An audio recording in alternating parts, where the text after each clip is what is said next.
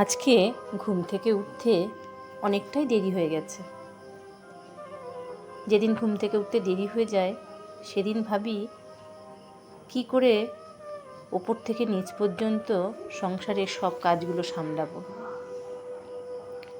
ওপরের ঘরে বিছানা তোলা, ঘর ঝাড় দেওয়া, আসবাবপত্রগুলো সমস্ত ধুলো পড়ে যায়, সেগুলো মোছা, এগুলো কমপ্লিট করতে করতে অন্তত 45 মিনিট সময় লাগে।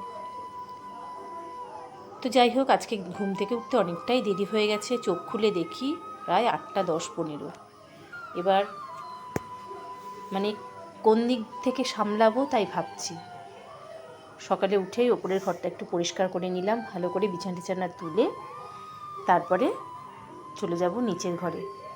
নিচের ঘরে গিয়ে তো আরও হাজারো রকম কাজ, ঘর ঝাড় দেওয়া থেকে শুরু করে দরজা জানলা খোলা, ফুল তোলা, উঠোন ঝাড় দেওয়া, বাসন মাজা। রাতের বেলা কিন্তু আমি প্রায় দিনই বাসন মেজে রাখি, তবু রাত্রিবেলা হয়তো ছেলে একটু দেরি করে খায়, তখন সেই বাসনগুলো থেকে যায়। তো সকালবেলা উঠে সেই বাসনগুলো আমি আগে মেজে নিই, মেজে নিয়ে ঘরটা ঝাড় দিয়ে দাঁত মেজে তারপরে চা খাই। চা খেয়ে তারপরে চলে যাই ফুল তুলতে। একার হাতে কাজ, বুঝতেই পারছো, সব দিক সামলানো। তার উপর বরমশাই এখন আবার একটু চাষবাসের দিকে, আমাদের যেহেতু খাবার সবজিটা আমাদের জমি থেকেই তৈরি করা হয়, আর কিছুটা জমি না ফাঁকা পড়ে আছে, তো সেই জায়গায় বরমশাই কিছু কিছু কলা গাছ, কিছু পেঁপে গাছ ওগুলো লাগিয়ে দিচ্ছে। ফাঁকা পড়ে আছে তো, সামনেই বর্ষা, তো গাছগুলো লাগিয়ে দিলে তো পেঁপে এবং কলাটা ভালোই পাওয়া যাবে। তো যাই হোক, সকালবেলার বাসি কাজ টুকটাক সেরে তারপরে চলে গেলাম একটা ইঁচড় কাটতে। মা এসছে, আমার মা। তো মা এসে আমায় বলছে, একদিন একটু আমার ইঁচড় রান্না করে খাওয়াস না। তো আমার তো মাথায় আছে, তো একদিন একটু ইঁচড়টা রান্না করতে হবে। তো বরকে বলেছিলাম যে তুমি একটু চিংড়ি মাছ নিয়ে এসো। তো চিংড়ি মাছ নিয়ে এসছে আগের দিন। তো চিংড়ি মাছটা আমি কেটে ফ্রিজে ঢুকিয়ে রেখেছি। তো সকালে ইঁচড়টা গাছ থেকে কেটে এনে তারপরে ইঁচড়টা কাটতেও একটু সময় লাগে। আমার অবশ্য খুব একটা সময় লাগে না, আগে সময় লাগতো জানো তো। আগে আমি না ইঁচড়টা ঠিক কাটতে গেলে অনেকটা সময় লেগে যেত। তা আমি একদিন মোবাইল খুলে ইউটিউবে দেখলাম যে ইঁচড় কাটার পদ্ধতি। একজন মানুষ ব্লগ করছিল, তো সে বাজারে মাছ কিনতে গেছে, ওর সাথে একটু ইঁচড় নিল। তো ইঁচড়টা সঙ্গে সঙ্গে বউটা এত তাড়াতাড়ি, যে ইঁচড় বিক্রি করছে সেই ইঁচড়টা কেটে দিল। তো এত তাড়াতাড়ি কেটে দিল, তো আমি তো বাহ, দারুণ তো বিষয়। তো আমিও সেইভাবে এখন ইঁচড়টা কাটি, খুব তাড়াতাড়ি ইঁচড় কাটা হয়ে যায় জানো তো। তো যাই হোক, ইঁচড় খেতে কিন্তু ভালোই বাসি আমরা, আমাদের বাড়ির সবাই ভালোবাসি, বিশেষ করে চিংড়ি মাছ দিয়ে বা একটু খাসির মাংস দিয়ে যদি ইঁচড় করা হয়, তো মাংস দিয়ে দারুণ লাগে কিন্তু খেতে। তো আমি বিয়ের আগে চিংড়ি মাছ দিয়ে জানো তো খাওয়াটা জানতাম, খাসির মাংস দিয়ে বা মাংস দিয়ে যে ইঁচড় রান্না করে সেটা জানতাম না। সেটা আমি বিয়ের পর এই কিছুদিন আগে সেটা যা শিখলাম। মানুষের শেখার বয়স নেই বলো তো। কত বড় বয়সে এসেও আমরা কত কিছু শিখি, আমরা প্রতিটা মুহূর্তে শিখি। আর শিখতে বেশ ভালোই লাগে, কিন্তু যখন আমরা নতুন নতুন কোনো কিছু শিখি, শিখতে কিন্তু বেশ লাগে। মনে হয় যেন নতুন একটা কিছু আমরা গ্রহণ করলাম। আর সেটাকে যখন আবার বাস্তবে যখন সেটা রূপ দেই, বাস্তবে যখন সেটা করি, সেটা যখন খুব ভালো হয় খেতে, তখন কি না ভালোই লাগে। এটা তো আগে জানতাম না, ঠিক একটা কী বলো তো, আবিষ্কার করার মতো। যাই হোক, তো দেখো আমি রান্নাঘরে চলে এসে তো রান্নাবান্না শুরু করে দিয়েছি। তো সেদিন ইঁচড়টা করবো চিংড়ি মাছ দিয়ে, আর মাছ ছিল 3 পিস রুই মাছ ছিল। তো রুই মাছ নিয়ে এসেছিলো বেশি করে, তো পেটির মাছ দিয়ে, পিঠের মাছ দিয়ে সেই মাছগুলো শেষ হয়ে গেছে। আর ছিল 3 পিস মাথা, একটা পেটির মাছ আর একটা পিঠের মাছ ছিল।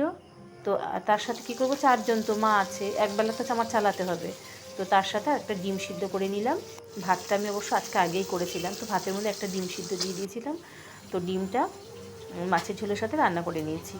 মাছের মধ্যে একটু পেঁয়াজ দিয়েছিলাম, এই মশলাটা যেহেতু আগের দিনের মাছ তো ফ্রিজে ছিল, ভাবলাম তার একটুখানি টমেটো, পেঁয়াজ, কাঁচা লঙ্কা দিয়ে একটু মশলাটা করে নিলে তার মধ্যে ডিমটা দিয়ে দেবো। ডিমটা যে হোক খাবে, নয় ছেলে খেলো, নতুবা আমি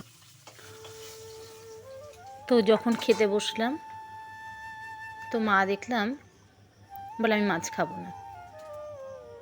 তো আমি তো মাছের মাথাটা খেলাম, আর ছেলে পেটির মাছটা খেলো, আর বড়মশাইয়ের জন্য পিঠের মাছটা রেখে দিলাম। হয়নি, আর ডিমটা তো থেকেই গেল, ডিমটা আর খাওয়া হলো না। মা ইঁচড় দিয়েই ভাত খেয়ে নিল। ইঁচড় দিয়ে চিংড়ি মাছ দিয়ে করেছিলাম, তো ওটাই মার ভালো লেগেছে, তো মা ওটাই খেলো। তো আমি রান্না করছি আর মা কিন্তু বারবার করে আসছে, এসে দেখছে যে আমার রান্না কত দূর হলো, কোন কাজটা হলো, বাকি আছে পড়ে। মায়েরা এরকমই হয় বলো। আসলে মা আসলে না আমার খুব সুবিধা হয়। মা আসলে একটু হাতে হাতে করে দেয়, তো নাহলে তো আমার একার হাতে সমস্ত কিছু করতে হয়। ওই কারণেই আমি কাঠের উনুনে খুব একটা মাঝে মাঝে হয়তো যেদিন কাজ থাকলো সেদিন আর কাঠের উনুনে রান্না করতে পারি না। আমার কাঠের উনুনে রান্না করতে না ভীষণ ভালো লাগে।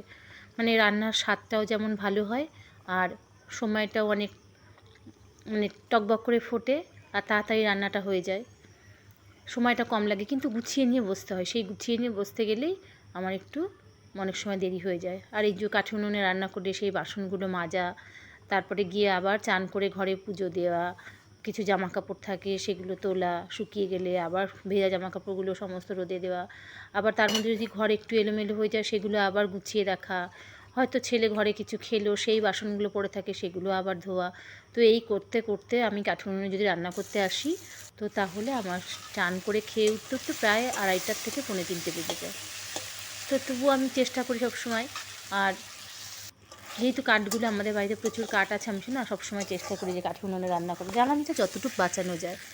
জ্বালানি জানি না আমি কতটা কি সাশ্রয় করতে পারি, তবে আমার মনে হয় যে আমি যদি এইটুখানি জ্বালানি বাঁচাতে পারি, হয়তো আমি দেশের জন্য ঠিক এতটুকুই করলাম, দেশের জন্য একটু জ্বালানি সাশ্রয় করলাম। এই হচ্ছে আমার মনের ভেতরে একটা কাজ করে। তো যাই হোক, দেখো ইঁচড় দিয়ে কিন্তু চিংড়ি মাছটা বসিয়ে দিয়েছি। চিংড়ি মাছটা ইঁচড় চিংড়িটা কিন্তু দারুণ টেস্টি হয়েছিল। আর আমার ইঁচড় কাটতে না খুব একটা সময়ও লাগে না। আমি ইউটিউব দেখেই একদিন শিখেছিলাম যে কী করে ইঁচড়টা তাড়াতাড়ি কাটা যায়। আমি একটা ব্লগ দেখেছিলাম, তো সেই ব্লগে দেখলাম যে ইঁচড়টা খুব তাড়াতাড়ি কীভাবে কাটলো। তো যাই হোক, ইঁচড়টা বসিয়ে দিয়েছি। বসিয়ে দিতে দিতে অনেক সময় রান্না বসিয়ে দিয়েও না আমি আবার কী করি, মাঝে মাঝে একটু জমিতে যাই, আবার ঘরে গিয়ে কোনটা কী এলোমেলো হলো আবার সেগুলো দেখে আসি। তা ইঁচড় রান্না করে আমার একটুখানি খিদেও পেয়ে গেছিলো, তো ঘরে গিয়ে আমি আবার একটুখানি খেয়েও আসলাম। কাঠের উনুনে বসিয়ে দিয়ে জালটা একটু কমিয়ে দিয়ে তারপরে ঘরে চলে গেলাম। ঘরে চলে গিয়ে একটুখানি ভাত খেয়ে আসলাম। আমি ভাত খেয়ে এসে তারপরে এই যে ইঁচড়টা নামালাম। তো এগুলো আমার ক্যামেরার বাইরে হয়েছে, তখন ক্যামেরা অফ করে দিয়েছিলাম। আর তারপরে শেষে একটু শাক তুলে নিয়ে এসেছিলাম, কলমি শাক।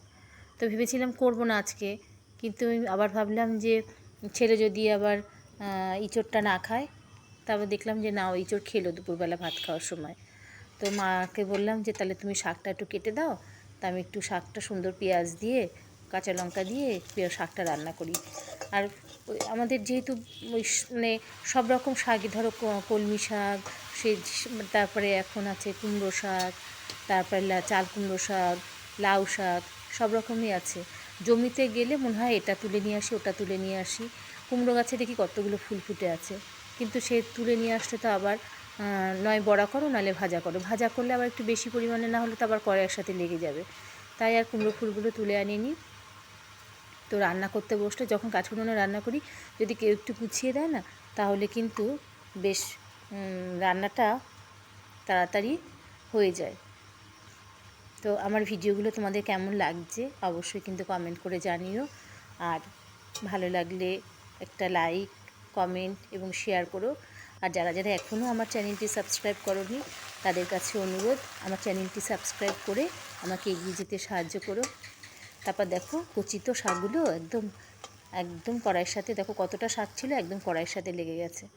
তো আমার কলমি শাক খেতে কিন্তু বিশেষ করে যদি পেঁয়াজ রসুন দিয়ে আমি ভাজা করি, আমার কিন্তু ভীষণ ভালো লাগে। তারপর দেখো চান টান করে রান্নাবান্না সেরে চলে আসলাম আমি আর মা দুজনে খেতে। আর ছেলে আর বড়মশাই তখনও চান হয়নি।